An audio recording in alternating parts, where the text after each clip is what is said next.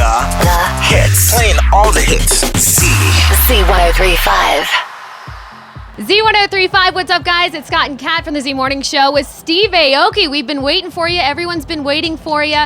Welcome back to Toronto. Thank you. I'm really happy to be back here. We love having you here every single time. Have you had a chance yet to kind of check out some of the bands that have been on? Or No, I literally just walked into this dressing Came area. right to us. And That's okay. Come right to you're us the first ones. Yeah. That's good. Where does Toronto rank on your priority list for shows and festivals and things like Top that? 10. Really? Top 10, yeah, 100%. What is it about this city in particular? Toronto is one of the most important cities in Canada for electronic music. I mean, I've been playing in Toronto for a decade, and it's always it's the city that always understands my music first. You know, if I drop a new record, I could like potentially see a reaction to it. You know, Right. So it's the education here around this music is clear.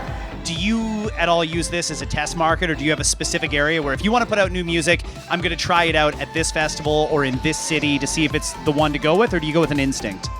I am going to be testing out a couple new songs from Neon Future 3 and some new records that are coming out that haven't been released yet. So I will be testing those out here.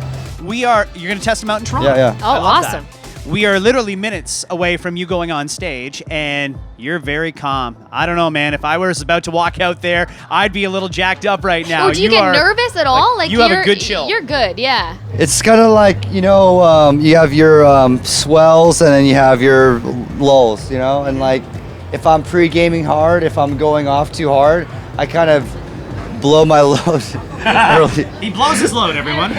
So if I'm gonna like give 100%, I'm gonna give it 100% on stage, So Okay. like how I am, I usually zen out and like try to be pretty calm about everything right before I hit the stage, and then I just We turn know on. you go crazy on stage, and I did see a cake back here somewhere. Oh, Do you yeah? know anything about that today? I don't know anything about that. Really? But I gotta check it out, make sure it's All right. Well, we're gonna. cakeable. Do you bring the cake, or does somebody make the cake, or is there like If a I- contractor for You the probably cake? If I have, brought the cake, if I brought cakes with me everywhere, it would be very difficult. But A Steve Aoki bakery isn't a bad idea, man. I would Right? buy from that.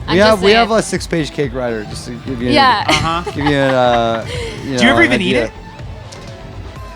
I'm trying to like have a pretty like a fit Healthy kind of- lifestyle. Yeah. Yeah. Okay. But I mean, every touring DJ like yourself, and I mean, let's face it, you're one of the biggest in the world. Every touring DJ has a thing. You've got the cake. Did any of the other DJs ever call you and say, dude, give it up with the cake? Or, dude, I love the cake. What's There's it like? a lot of people that say that. Really? Yeah, not a lot of people. What do There's you like tell enough them? people.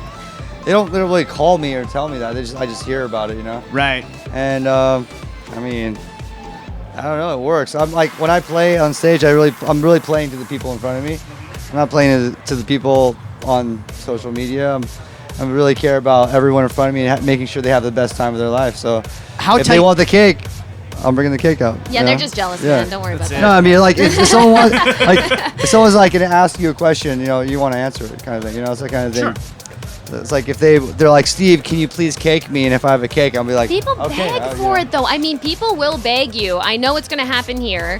So, when you try to pick somebody to do it, is there a certain person that you look for in the I look crowd? for the Easiest person target? the most enthusiastic for the cake. Right. The one that makes the most elaborate signs, because sometimes they spend hours and hours making these signs. It's really like the excitement. Like if you're excited, you want it, I'm gonna give it to you. If you do not want it, I'm gonna avoid you. Yeah.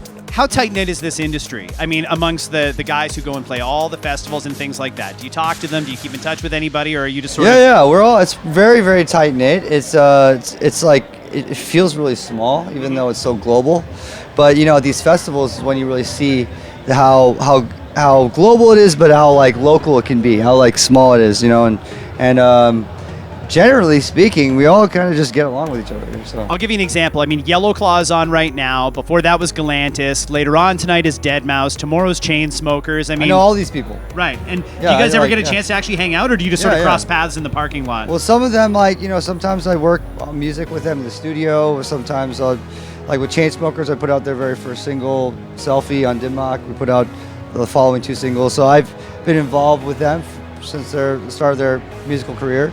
And big supporters of those guys, Deadmau5, I've known Joel for many years, you know. And This is kind of his backyard, right? yeah, and he's like an old friend of mine. And there's like Dobbs as well, who's playing right after me. They're very good friends of mine.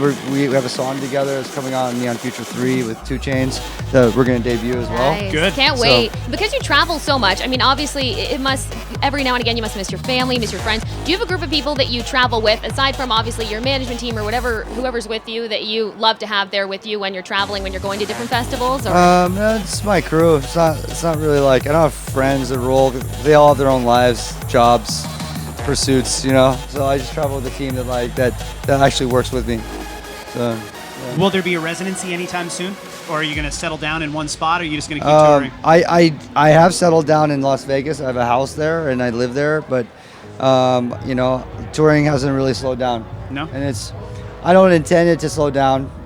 I only intend it to slow down if the demand goes down. If people don't want me in their shows, I'll think that's just gonna stop happen. coming. It's not going That's down. not going to I'm happen just saying, anytime like- soon. Down. Hey, Yeah, I follow demand, you know. Right, Yeah. right. Where there's a demand, I'll try to be there. Is there anything, while you've got a good captive audience here, that we should promote here for the Toronto audience? The future of that's Steve watching Aoki. right now?